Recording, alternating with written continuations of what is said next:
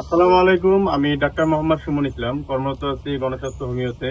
আমরা হ্যানিম্যানের আবিষ্কৃত হোমিওপ্যাথিতে ট্রিটমেন্ট করে থাকি, তার আবিষ্কৃত it the patient not the disease ভিত্তিতে। তো আমরা অন্যদের থেকে কেন ব্যতিক্রম ধর্মী? আমরা হচ্ছে একটু মানুষের ফুল বডি মানসিক এবং শারীরিক লক্ষণ মিলিয়ে ট্রিটমেন্ট করে থাকি। আমরা এই জন্যই ক্যান্সারে সাকসেস যে অন্য প্যাথিরা ট্রিটমেন্ট করে থাকে আপনার অর্গান ভিত্তিক। যেমন হচ্ছে আপনার যদি ফুসফুসে ক্যান্সার হয় তারা ফুসফুস নিয়ে কাজ করে, সেখান থেকে ক্যান্সারের সারিয়ে তোলার চেষ্টা করে। পরে কি হয়, পরবর্তীতে আবার ওই অর্গানই অথবা অন্য কোনো অর্গানই ফিরে আসে।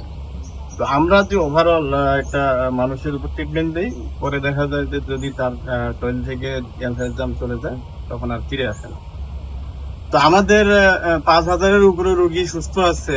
আমরা তাছাড়া যে যে রোগীগুলো সুস্থ সুন্দরভাবে জীবনযাপন করতেছে, 20 বছর 15 বছর তাদের কোনো ক্যান্সার ফিরে আসেনি, ইনশাল্লাহ আসবেও না। ইতিমধ্যে তাদেরকে ক্যান্সার নিয়ে আর মৃত্যুবরণ করতে হয়নি। আমাদেরও যে ফেলোর কেস আছে তা নয়, ফেলোর কেস আছে, আমরা সেটা নিয়ে কাজ করছি। তার যে দীর্ঘ 30 বছরের অভিজ্ঞতার যে ফল, গবেষণার যে ধারাবাহিকতা সেটা অব্যাহত আছে। হ্যাঁ, আমাদের যে ডক্টরদের যে কম্বিনেশন বিভিন্ন প্যাথি থেকে, অ্যালোপ্যাথি হোমিওপ্যাথি থেকে কম্বিনেশন, আমরা রিসার্চ অব্যাহত আছে। আমরা প্রতি মাসে নাই এবারেও আসছি সুন্দরবনে ঘুরতে।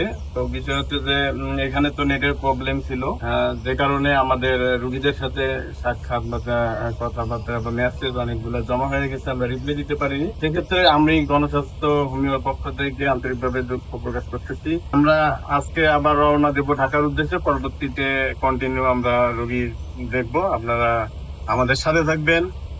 আমরা আমাদের হোমিওপ্যাথি গণস্বাস্থ্যে ট্রিটমেন্ট চিকিৎসা নেবেন এবং সুস্থ সুন্দরভাবে জীবনযাপন করুন এই কামনা করি। আসসালামু আলাইকুম।